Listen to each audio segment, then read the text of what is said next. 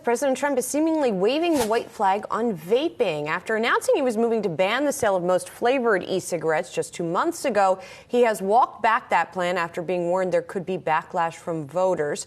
Joining us now is Greg Conley, president of the American Vaping Association, which is a pro-vaping advocacy group. Thank you for joining us. So, Thank you. According to this report, he was concerned about the optics of potential job losses. How many people are employed by the vaping industry, and how much would that change as a result of just changing the regulations around flavored e-cigs?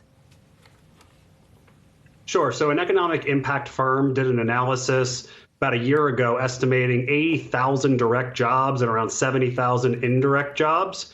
And so the Department of Labor, their own statistics, the Washington Post reported this, show that since the recession, the fastest growing retail sector has been vape shops and tobacco shops.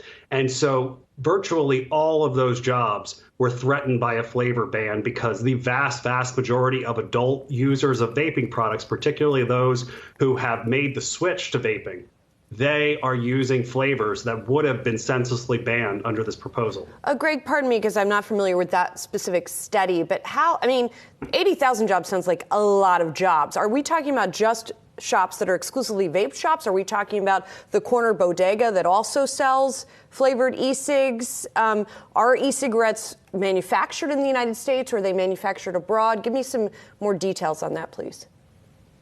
So that economic impact study was looking at vape shops, vape manufacturers, distributors, people who specialize in vaping products and need them to be around to stay in business. So they're not including corner bodegas. The actual devices, like most technology products, are manufactured in China, but there is a large e-liquid manufacturing industry here in America with entrepreneurs, with sound clean rooms and actual businesses and real employees that are reliant upon flavored vaping products to stay in business. Greg, we had you on not too long ago when there was the protest outside the White House about the banning of some of these flavored vaping products. And I wanted to ask you, at the end of the day, before there was the concern over, what the CDC is looking into and the people who've become ill from all kinds of issues that are perhaps not related to this product, before all of that, the FDA was looking at banning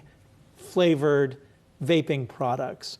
That's still in play, though, even though the president slowed it down. What case can you make that this is, I don't know how to phrase it, but healthy or something good, that you'd want your kids doing this? Well, no, we do not want youth or non-smokers using this product. And we've been arguing from the start that there are regulations that could have been put in place to reduce youth access, but not completely eliminate the ability of adults to switch away from deadly combustible cigarettes. And our mission is to make the American public, particularly smokers and their loved ones, aware that Royal College of Physicians, Public Health England, Cancer Research UK have all stated and estimated that vaping is at least 95% less hazardous than smoking. And even here in the US, both the FDA and the American Cancer Society have stated that if a smoker can make the complete switch to vaping, that is a great benefit to their health.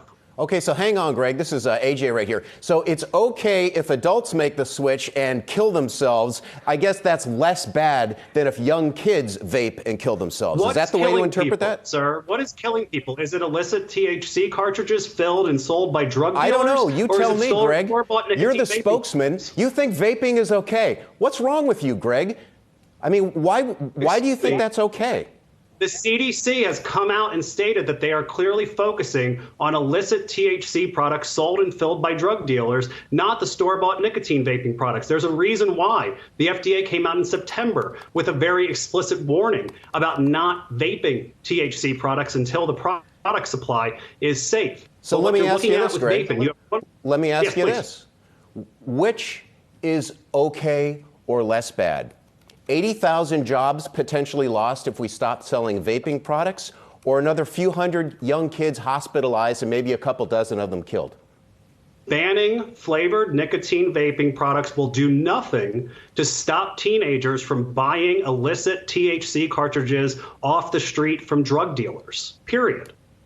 That is what is making people sick, not store-bought nicotine vaping products. We need to do more to prevent and make youth access much, much harder. But that does not require complete prohibition, shutting down an American industry, and potentially either sending ex-smokers to the black market or back to cigarettes, which we know are killing about 1,300 people every day in this country. We need to have rational policy, not just prohibition, which we know has failed miserably with marijuana and alcohol in this country.